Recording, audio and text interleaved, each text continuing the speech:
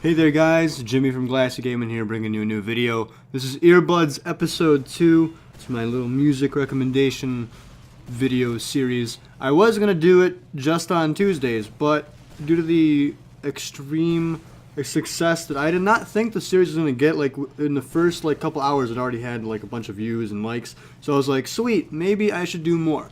So I decided to extend it. So now I'm going to be posting an Earbuds episode every Tuesday and every Thursday, so both T's, you know what I mean?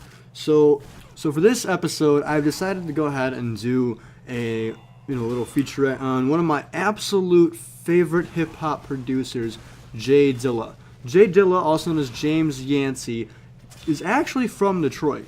And if you don't know anything about me, you know I'm from Detroit, or the area around Detroit. I live about 15 minutes away from Detroit.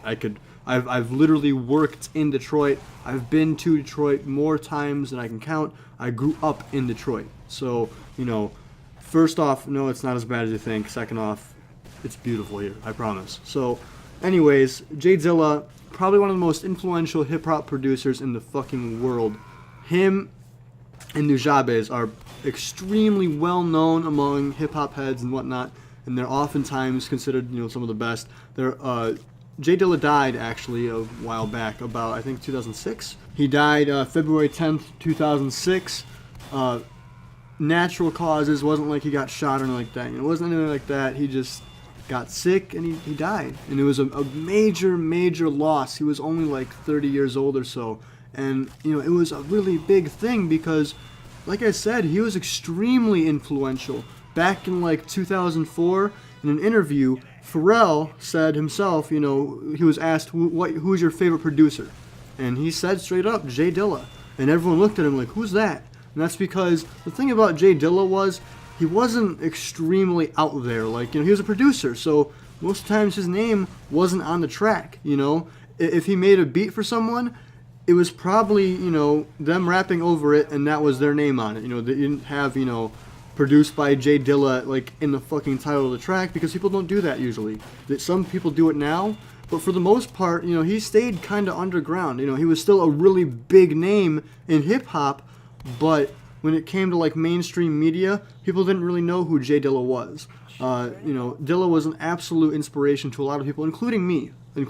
I've wanted to emulate his sound and learn from his music and his style, and it's inspired some really great artists. I know Flying Lotus, who's another one of my favorites, has taken a lot of influence from him, and just everyone. He started off in a group called Slum Village back in 1996, and that was like his main thing. Like it was like a little rap group, and Dilla, while his main successes come from his instrumental work, he was also a very talented MC as well. So in his Slum Village work, he did a lot of instrumental work, but he also did some lyricism and whatnot, which is also phenomenal.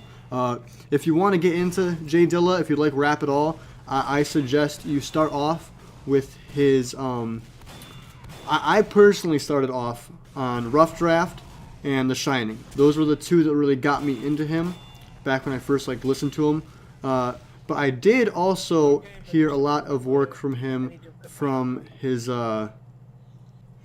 Donuts record. And Donuts, a lot of the music on Donuts, like MASH, Waves, and Working In On It, were actually used in bumps by Adult Swim. If you know anything about Adult Swim, you know that like in between their commercials, they play little bumps where they have like a little image or a little GIF or like a little animation or something of the sort with music playing in the background. And J Dilla was in a lot of bumps, a whole lot. Like I said, MASH, Waves, Working In On It. I think Lightworks might have been in there too. I'm not too sure. But Donuts was an extremely well-known record by J Dilla, and it's one of my absolute favorites by far. So check it out. If you want to check out more, check out the Slum Village record. Fantastic, Volume 2, as well as Detroit Deli, another one of my favorites by them. Again, J Dilla is extremely influential. He's touched a lot of lives, and I love the dude. I really wish that he was around now, because I can only imagine the kind of music he'd be making right now. I know people still are releasing music like like unreleased music that he had. They're still releasing it because, you know, now that he's dead, you know, they're kind of like making a homage to it.